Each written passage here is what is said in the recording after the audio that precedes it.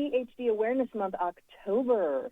Attention Deficit Hyperactivity Disorder, ADHD, is one of the most common psychiatric diagnoses in adults that affects approximately 1 in 16 adults and 1 in 10 children in the U.S. However, ADHD symptoms aren't always universal, especially when it comes to men and women, which is why it's important to consider all options when it comes to treating ADHD. October is ADHD Awareness Month, and joining us is Dr. Greg Mattingly, founding partner of St. Charles Psychiatric Associates in St. Louis, Missouri, and Associate Clinical Professor of Psychiatry, Washington University. He's here to help us to learn more about ADHD symptoms and share information for considering treatment options. First of all, thank you so much for being with us. This is an important topic. Great to be with you here today. Thank you. So let's get started. What is Attention Deficit Hyperactivity Disorder, ADHD? And tell us the common symptoms. You know, attention deficit hyperactivity disorder, or as you said, more commonly known as ADHD, is a really common health condition. You know, about 10% of children, 1 in 16 adults are struggling with something. I think why it's important to your listeners out there is that, you know, quite often it gets missed. And the people that it gets missed in the most are women. We know that young boys tend to have a little bit more of the hyperactive version of ADHD. They're fidgety, they're restless. The teachers see them when they're kids saying, listen, I know there's something wrong with that kid because I can see it. With girls, quite often, it's more, I can't stay focused. They're inattentive. They get frustrated. They get emotional by being frustrated. But it's easier for those girls to slip through the cracks. We know that over half of women with ADHD did not get a diagnosis in childhood. New data by the CDC shows that about 60% of women will not get a diagnosis until they reach adulthood. They get missed when they're kids. You know, they may have frustration, they may fall behind academically, they may realize there's something that's not quite right, but they don't get the diagnosis until they're adults. Well, how does ADHD affect the brain? You know, that's an area that I've researched the last 20 or 30 years of my career. It's a really exciting area because we're making new discoveries and finding out new things.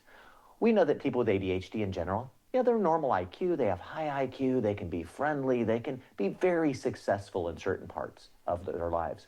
We know that they can also struggle in other parts of their lives. The pathways involved with ADHD get involved with staying focused on activities, and in particular, staying on focused activities that don't have a lot of stimulus. They're a little boring, they're a little monotonous. So I get distracted by things around me instead. We know that, you know, impulsivity is a core element of ADHD. I'm really good at doing things in the moment, but I have a hard time sticking with things because I get distracted. I have a hard time not reacting to something when I get frustrated. So you can imagine in a marriage or a relationship or parenting how emotional impulsivity can really be frustrating for people with ADHD. And then finally, we know that hormones matter. For your listeners out there today, you know, hormones are changing. Hormones change when a girl hits adolescence. ADHD symptoms change. Hormones change throughout the month. As estrogen drops, ADHD symptoms tend to flare. I tend to have a harder time concentrating right before my menstrual cycle. I get breakthrough symptoms. I get more frustrated. I know that cognitively I'm not the same.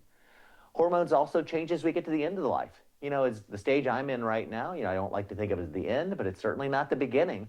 But as women start having hormone changes associated with menopause, perimenopause, as estrogen drops, it will exacerbate underlying ADHD symptoms. So think about concentration and focus. Think about impulsivity. Think about frustration. Think about being able to stick with things and complete things. Those are all important questions when you think about, could I have ADHD? One of my good friends came up with a mnemonic that I like to use for my adults with ADHD, and it's PDF. PDF. Do you find yourself struggling with procrastination, distractibility, frustration? So we all know what a PDF is in this digital world, but the PDF of ADHD is procrastination, distractibility, frustration. If you see those symptoms in yourself or someone you love, you know, reach out for help. Talk to your clinician. What are different ways to manage the symptoms of ADHD? Always want to start with holistic treatments. So, you know, think about sleep. People with ADHD sometimes are bad sleepers and they're running sleep deprived. Think about exercise and nutrition. Think about healthy relationships. Think about make sure I'm not compensating by drinking more than I should or having too much caffeine. Beyond that, talk to your clinician about medication treatments.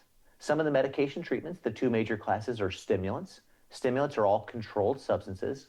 We have short-acting stimulants, but we now have the longer-acting that last 4, 6, 8, and 12 hours.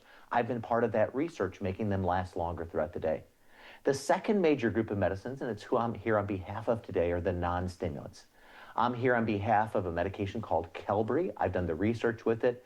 It was researched and manufactured by Supernus Pharmaceuticals, and it's a once-daily non-stimulant that can be taken any time of day. It's FDA approved for children, adolescents, and adults with different doses for children, adolescents, and adults. But it's nice to know that as I grow with my ADHD, I have a medicine that can grow with me. As with any medicine, it does have warnings and precautions. It has a warning about suicidal ideation. It has precautions that are in the package insert. So if you go to Qelbree.com, you can find out more about dosing, about safety, about information that's important to you. What's important about that medication is our traditional non-stimulants all modulated norepinephrine. In this case, we do a medicine that goes beyond just modulating norepinephrine. It modulates serotonin. So in the pharmacodynamic section, something new happened this year. The FDA added that Qelbree modulates serotonin 2C, so that it's not just a norepinephrine play, it's not just a norepinephrine dopamine medication the way stimulants were. It's a medicine that also modulates a key receptor in the brain, and that is serotonin, and specifically the serotonin 2C receptor. Well, can you help us, let's suss that out a little bit more. Help us understand a bit more about the science behind this medication and why is that important? We know that ADHD is not a one-size-fits-all. For anybody that's seen friends or family or somebody with ADHD, some people have more of one set of symptoms, some people have more frustration, some people have more inattention, some people have more emotional symptoms, some people have more cognitive symptoms. And once again, we know that symptoms change as we age. That fidgety, restless boy is now the inattentive, easily frustrated adult.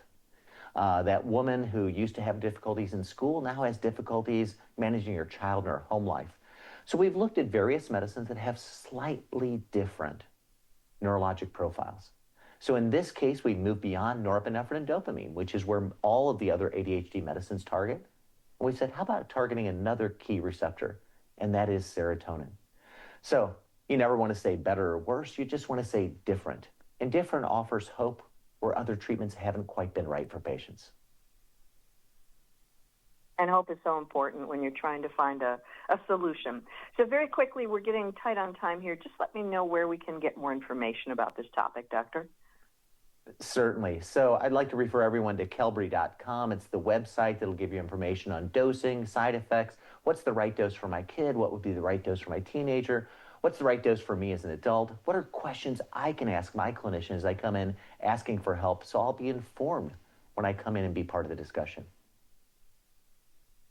I wish we had more time to talk about this. It's an important topic, but thank you so much for being with us today. We appreciate it.